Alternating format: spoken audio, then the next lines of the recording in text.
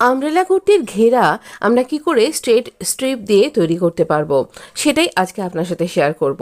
তো এখানে আমব্রেলা কুর্তি যেটা আমরা এর আগে দেখালাম, এটা একটা প্যানেল কুর্তি। এটা ঘেরটাকে আমি আমব্রেলা কুর্তিতে তৈরি করে নিয়েছি।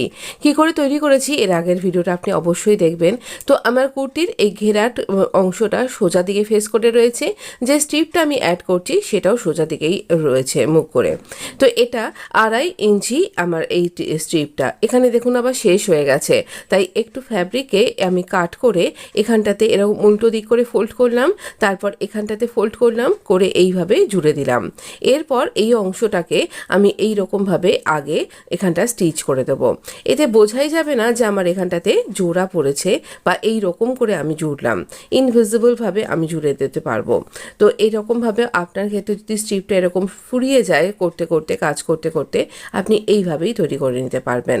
আচ্ছা, এবার আমরা এই যে জোড়া অংশটা এটাকে ভেতর দিকে ঢুকিয়ে দেবো, 1/2 ইঞ্চি ফোল্ড করব।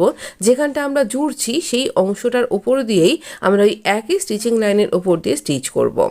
আমরা যখন এরকমভাবে টান টান করে নেব, নিয়ে এইভাবে ফোল্ড করব। এরকম টান টান করে নেওয়ার সময়তে দেখবেন অনেক ক্ষেত্রেই এরকম ফুলে যাচ্ছে জায়গাটা এইরকম। তখন আমরা জাস্ট 1 পিঞ্চ একটা করে প্লেট দিয়ে নেব, জাস্ট 1 পিঞ্চ, একেবারে চিমটির মতন একটুখানি আমরা একটুখানি এইভাবে ফোল্ড করব। দেখতে পেলেন কিভাবে করলাম?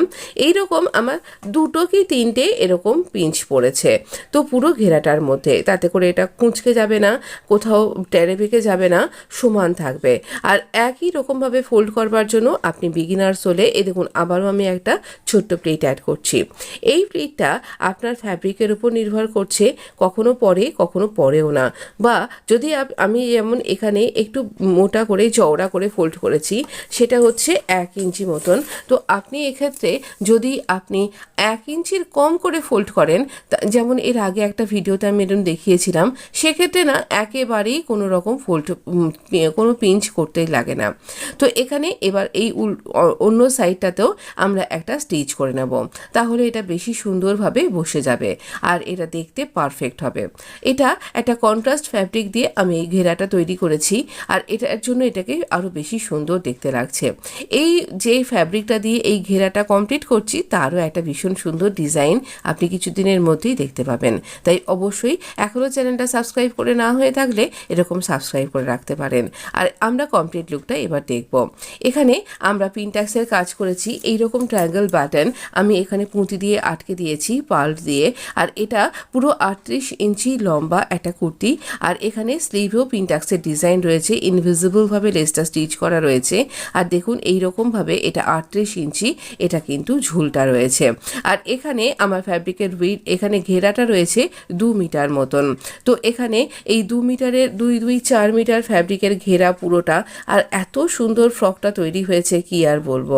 যদি ভিডিওটা আপনি না দেখে থেকেছেন তাহলে অবশ্যই দেখবেন। আর এটা না যেহেতু দুদিকেই এইরকমভাবে ঘেরাটাতে স্ট্রিপটা গেছে, তাই আপনি যখন হাঁটাচলা করবেন এই রং সাইডটাতেও যখন এটা পড়বে, তখন এটা দেখতে আরও সুন্দর লাগবে। তাই আমি বলবো আপনার ডিজাইনার ড্রেসের মধ্যে এই ধরনের কাজকে অবশ্যই অ্যাড করুন, দেখতে অনেক বেশি এলিগ্যান্ট হয়ে যাবে। আপনি ভালো থাকবেন, সুস্থ থাকবেন। ধন্যবাদ বন্ধু, অনেক ধন্যবাদ।